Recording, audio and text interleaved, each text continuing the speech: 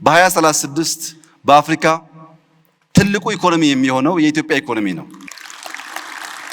ይሄን ለማመን የሚቸገሩ በርካታ ሰዎች እንዳሉ እገምታለሁ። አልፈርድባቸውም። ለምን?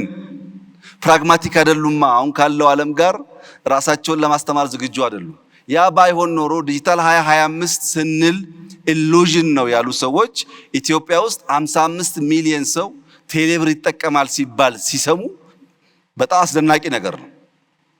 ፋይዳ የሚባል ዲጂታል አይዲ የዛሬ 5 ዓመት 10 ሰው የሌለው ዛሬ 30 ሚሊዮን ሰው አለው ሲባል ተአምር ነው።